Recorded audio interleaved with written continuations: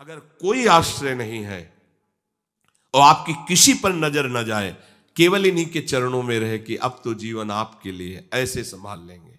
ऐसे अर्थ चाहिए आपको तो केवल इनका भरोसा ले लो, केवल इन अपने छल कपट का, अपने व्यवहार का, अपने किसी बल का नहीं, केवल इनका भरोसा ले लो। चमत्कार हो जाएगा जीवन में, आपको पता नहीं चलेगा कैसे हुआ। कभी ऐसे नहीं हुआ इसका, कभी किसी से ऐसे नहीं हुआ इसका, कैसे हो रहा है उनका, कैसे हम सबका उदर पोषण हो रहा है, वृंदावन वास हो रहा है, सब चल रहा है। कैसे प्रभु चला रहे हैं? क्या आप सबको नहीं चला रहे हैं? पर आप अपने को कर्ता मान रहे हैं, इसलिए आपको अनुभव में नहीं हो रहा, इसीलिए आपको परेशानियां हो रही, क्योंकि आप कर्ता बन रहे हो। अगर विश्वंभर कर्ता को कर्ता मान लो और उनके आश्रित हो जाओ तो जो चाहोगे मिल जाएगा, अगर ना चाहोगे तो वो मिल जाएंगे।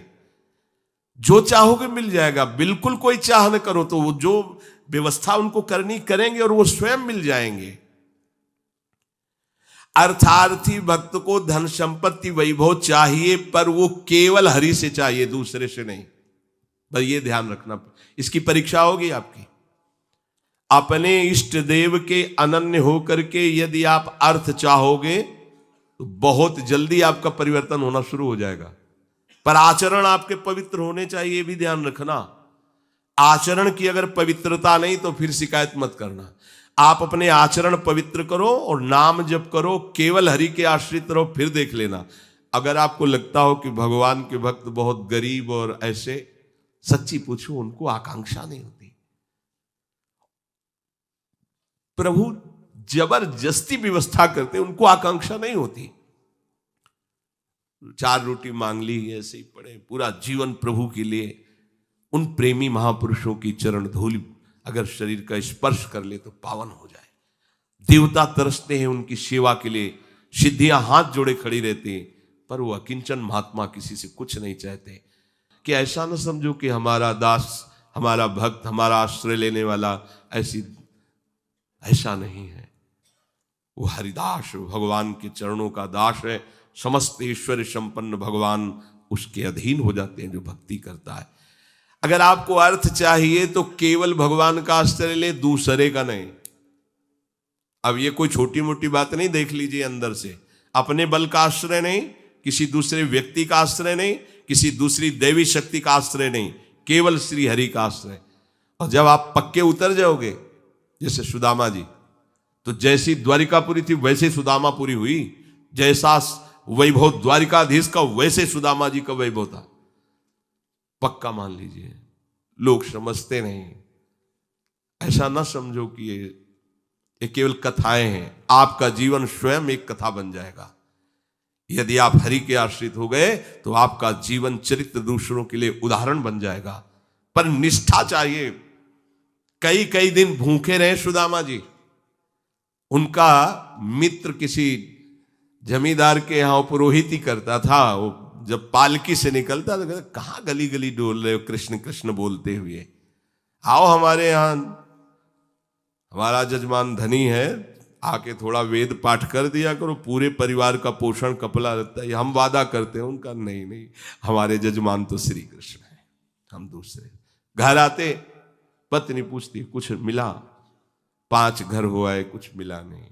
चलो तुलसी दस और चरणामृत से दिन काटते। भगवान व्याकुल हुए, भगवान ने ऐश्वर्य दिया। अगर धन ही चाहिए, सुदामा जी की इच्छा नहीं थी, उनकी पत्नी की इच्छा के कारण वो भी इच्छा भगवान ने पैदा की। ये भक्तजनों को ऐसा ना समझो फटे पुराने कपड़े पहने या ऐसे घूम रहे हैं, बड़े अभागी हैं। हम तो बड़े भाग्यवान हैं क्योंकि हमारे पास सारा ऐश्वर्य है।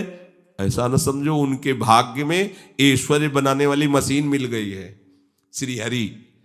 वो इस ऐश्वर्य को क्या करे, श्री हरि मिल गए, जिनके रोम कूपों में अनंत ब्रह्मांड वास करते हैं। वो भगवान उनके यार हैं, उनके प्यार हैं। वो दूसरे की तरफ क्यों ताकेंगे? और जिज्ञासु, जो जानना चाहता है, भगवान को केवल भगवान ही जानते हैं, दूसरा नहीं जानता। पक्की बात समझ लो, भगवान को केवल भगवान जानते हैं, दूसरा नहीं जानता। बोले संत महात्मा, इनको भगवान ने जना दिया तो ये भगवान के स्वरूप हो गए। सोई जाने जेह देहु जनाई और जानत तुम्हें तुम्हें हो जाई, जानत तुम्हें तुम्हें हो जाई। अब वो ढांचा केवल बाहर से दिखाई देता है मनुष्याकृति, पर अंदर वो ब्रह्मविद ब्रह्मवि भवति, भगवान को जान करके वो भगवत स्वरूप हो जाते हैं। जानत तुम्हें तुम्हें हो जाई। जानने के लिए एकमात्र भगवान का आश्रय लो। अगर तुम्हें जानना है संसार क्या है, भगवान क्या है, मेरा स्वरूप क्या है, तो एकमात्र अंदर से श्री हरि का आश्रय लो, वो तुम्हें गुरु रूप से मिल जाएंगे। बस उनकी आज्ञा का पालन करो तो जो गुरु है वही शिष्य हो जाता है। शिष्य की पूर्णता गुरु स्वरूप में स्थित हो जाना, भेद खत्म हो जाना, अभेद हो जाना। जो गुरु है वही शिष्य का हृदय हो जाता है। ढांचा दो दिखाई देंगे, अब गुरु शिष्य में किंचन मात्र भेद नहीं रहा, अभेद स्थिति को प्राप्त हो गया। यही गुरु के वचन पालन करने का फल है। जानत तुम्हें तुम्हें हो जाई, वो इष्ट स्वरूप हो जाता है, वो गुरु स्वरूप हो जाता है। ज्ञानी जब भगवत स्वरूप का साक्षात्कार हो जाता है तो जिसके अंदर अभेद भावना होती है वो मोक्ष को प्राप्त हो जाता है, और जिसके अंदर प्रियता होती, थोड़ा हृदय द्रवित होता है, वो आगे बढ़ जाता है। उसके अंदर फिर दास्य शक्य वात्सल्य आदि भावों का प्रेम जागृत होता है। ये मोक्ष से भी स्वादिष्ट है। जो मोक्ष सुखानुभव करने वाले बड़े बड़े महापुरुष हुए, उनके अनुभव निकले जब इस प्रेम का रसास्वादन किया। जैसे भगवान के ही स्वरूप से सुखदेव जी, जब लालजू की रूप माधुरी श्रवणेन्द्री से गई, और वो तो सिद्ध महापुरुष हैं, जैसा शब्द सुन रहे वैसे ही भाव में रूप जागृत हो रहा है। उनको कोई ध्यान थोड़ी लगाना है। बरहा पीडम नटवर बपू, तो वैसे ही सामने नटवर बपू बिक गए एकदम उस रूप को सुन के। इतना सुंदर श्याम, इतना सलोना श्याम, ये तो ब्रह्मानंद को भी फीका कर देने वाला रूप है। उठ खड़े हुए, 18,000 श्लोक कंठस्थ किए, श्रीमद् भागवत के 18,000 श्लोक कंठस्थ। और ये ऐसे महापुरुष हैं जो जन्म सिद्ध हैं।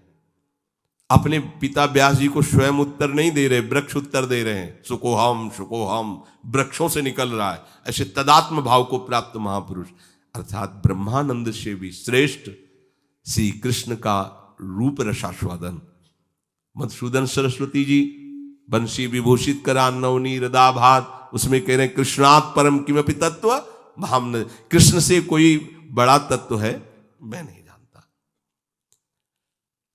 तो जो भगवान कह रहे हैं कि ज्ञानी जो भक्त है, यहां दो भाव ज्ञानी की, जिन्होंने सत्य को जान करके भगवत स्वरूप में लीन हो गए, या जो सत्य स्वरूप भगवत स्वरूप को जानकर प्रेम में लीन हो गए। प्रेम में लीन होना, अभेद होते हुए भी भेदभाव को स्वीकार करना। ये भेद मायाकृत नहीं है, ये चिदानंद भाव भेद है, भाव भेद। ये जो ज्ञान में लीन हो चुके हैं उसके आगे की बात है। इसीलिए इस भेद को वो ना जानने के कारण कहते कुछ न कुछ अविद्या बचती है, तभी भेद दिखाई देता है। ऐसा नहीं है। जिस समय स्वरूप का साक्षात्कार होता है और उसके हृदय में भक्ति का अंश होता है, भक्त को भी स्वरूप साक्षात्कार होता है। मम दर्शन फल परम अनुपा, जीव पाओ निज सहज स्वरूपा। जो ब्रह्म साक्षात्कार में स्वरूपानुभूति होती है वही भक्त को भी होती है। उसी समय उसका, वो टिक नहीं पाता वहां, उसी समय उसका आकर्षण होता है उसके आराध्य देव का, और उसकी वृत्ति उसमें लीन ना होकर उस आत्मस्वरूप को अपने आराध्य देव के रूप में देखता है, और इतनी तन्मयता हो जाती है कि अपना विस्मरण हो जाता है, बस केवल आराध्य देव रह गए। अब यहां से प्रेम की दशा प्रारंभ हो जाती है। ज्ञानी सब कुछ विस्मरण करके आत्मस्वरूप में लीन हो जाता है, उसका आत्मस्वरूप भी विस्मरण होकर आराध्य देव के स्मरण में लीन हो जाता है। ये प्रेम की गाथा। भगवान कहते हैं 4 प्रकार से जन मेरा भजन करते हैं, और ये सब महान है। अब इसमें सूक्ष्म बात यह है कि अगर हम केवल भगवान से धन चाहेंगे तो धन मिलने पर भी हम माया में नहीं फंसेंगे। जब हम स्वयं अहंकार प्रेरित होकर के कर्म करते हुए धन कमाते हैं तो उसमें आसक्ति होती है, हम उसमें भोक्ता भाव करते हैं। और जब भगवान की तरफ से मिलता है तो प्रसाद भाव रहता है। ये सब प्रभु का प्रसाद है, और प्रसाद होने के कारण वो प्रसन्नता रहती है, धनाभिमान नहीं रहता। प्रसादे सर्व दुखा नाम हानिरस्योपजायते, अंदर प्रसन्नता रहती है और भगवत कृपा का उसको प्रतिपल अनुभव होता रहता है। इसलिए वो धन के राग में न फंसकर प्रभु की तरफ ही खिंचता चला जाता है। कितने कृपालु प्रभु, कितने कृपालु प्रभु।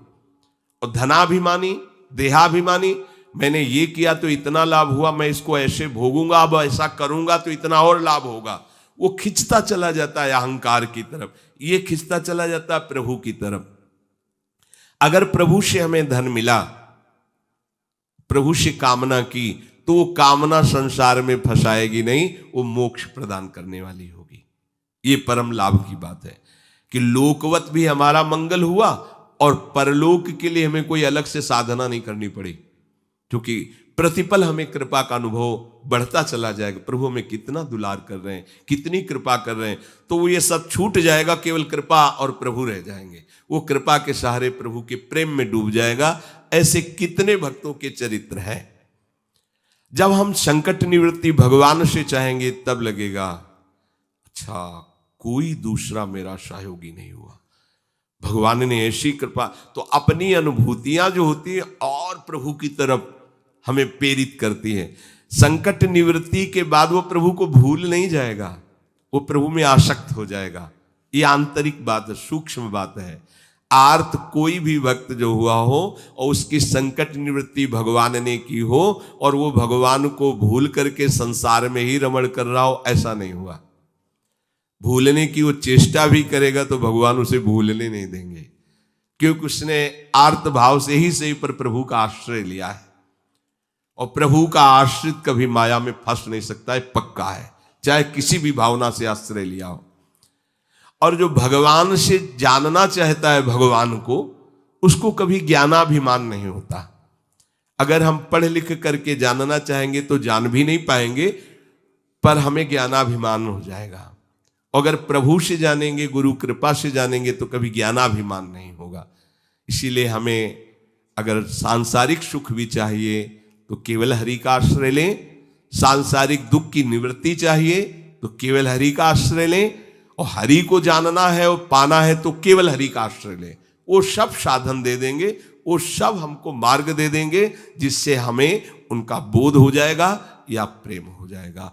हम हरि को छोड़कर अन्य आश्रय न लें, हम हरि को छोड़कर किसी अन्य का भरोसा न करें, तो इस प्रपंच की चाह रखते हुए भी हम भगवान को प्राप्त कर लेंगे। बहुत सरल भगवान ने बता दिया।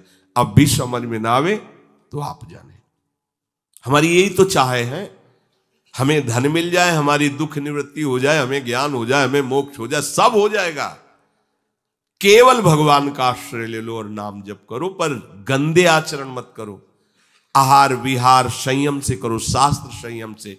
अब करो गंदा आचरण। जो गंदे आचरण वाले थे जब प्रभु की शरण में आए तो उलट गए, फिर दोबारा नहीं देखा उधर, तो क्या हुआ, वो महात्मा बन गए। अब अपने भगवान की शरण में आए, अगर गंदे आचरण करते रहेंगे तो अनुभव नहीं होगा, और ये होगा कि पता नहीं भगवान आपके ऊपर प्रसन्न होंगे इसलिए ऐसा हो गया, हमारा तो नहीं हुआ। आप आचरणों को, भगवान का बल आपको सहयोग देगा, आपको बचाएगा। पर आप इच्छा करके यदि कामनाओं की प्रवाह में बहकर गंदे आचरण करेंगे तो छूट भी दी है भगवान ने, आप करो और उसका फल भोगो। अवश्य में भोक्तव्यम कृतम कर्म शुभाशुभम। आश्रित को ये ध्यान रखना चाहिए, अपने आराध्य देव के विरुद्ध आचरण नहीं करना चाहिए। अगर कहीं होने की संभावना हो तो आराध्य देव से प्रार्थना करनी चाहिए, बचा लो प्रभु। हर्षित हो कि कैसे कोई पापाचरण कर सकता है भगवान का दास कहलाकर, भगवान का शरणागत कहलाकर। सबके अंदर वासनाएं होती हैं, इन्हीं का नाश करने के लिए तो हम भगवत मार्ग के पथिक बने। और नाम में इतनी सामर्थ्य पूछो मत। ये तो जैसे जैसे तो ऐसा लगता है अभी तो कुछ परिचय ही नहीं मिला नाम का। इतना अमोघ, इतना अगाध, इतना अथाह वैभव नाम में है सच्ची मानिए, सच्ची मानिए, आप बस लगे रहो राधा राधा राधा, फिर देख लेना आप, खुद देख लेना आप। बस ये चीजें बंद कर दो जो असाधन है।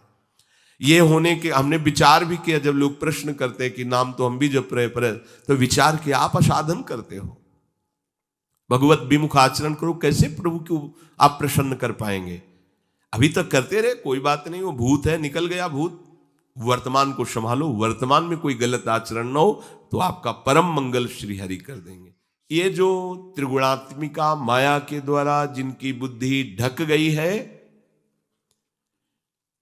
ये लोग आसुर भाव के हो जाते हैं, राक्षसी स्वभाव के। ये मेरा श्रेय नहीं लेते, ये महान नीच कर्मों में ही सुख की खोज करते रहते हैं। पाप कर्मों में स्वाभाविक इनकी रुचि होती है। ऐसे मूढ़ मनुष्य मेरी शरण में नहीं होते। भगवान कह रहे हैं, मेरी शरणगत, मेरे चरणारविंद का आश्रयगत जो भाव तुम्हारे अंदर आएगा तो तुम समस्त माया के प्रभाव से तर जाओगे। पर क्यों नहीं आते सब लोग? जब इतना आनंद का मार्ग है, इसीलिए नहीं आते कि उनकी बुद्धि अपहृत हो गई है, माया ने आसक्त कर लिया है। वो गंदे आचरण, गंदा भोजन, गंदे विचार, दूसरे जीवों की हिंसा, दुख आदि देना, ऐसे स्वभाव वाले जो पाप कर्म रत है, नीच आचरण वाले हैं, उनके हृदय में ये विचार ही नहीं आता कि हम श्री हरि की शरण होकर महामंगल महासुख को प्राप्त हों। उनको ये सार असार का ज्ञान नहीं होता, नित्य अनित्य का ज्ञान नहीं होता। क्या ग्राह्य है, क्या त्याज्य है, क्या विधि है, क्या निषेध है, क्या करना चाहिए, क्या नहीं करना चाहिए, बिल्कुल ज्ञान नहीं है। वो अपहृत ज्ञान वाले हैं, उनकी बुद्धि को माया ने आसक्त कर लिया है। तो क्या इनका कभी उद्धार नहीं होगा? जो भगवान से विमुख हैं, पाप कर्म में रत हैं, क्या इनके उद्धार के लिए कोई चांस नहीं है? यहां भगवान का ये कहने का मतलब नहीं है। कहने का भाव ये कि ये लोग आते ही नहीं है हमारी शरण में, हम तो इनका भी स्वागत करेंगे, क्योंकि मेरे ही तो बच्चे हैं ना, गलत मार्ग में चले गए हैं तो मेरे ना, पर ये स्वीकार कर ले कि मैं प्रभु का हूं। ये कई परिस्थितियों में कभी कभी ऐसे दुराचारी पापाचारी जनों का भगवान के चरणों में समर्पण हो जाता है। कभी ऐसी परिस्थिति आती है कि कोई उसका साथ नहीं देता, हर जगह उसको ठोकर मिलती है,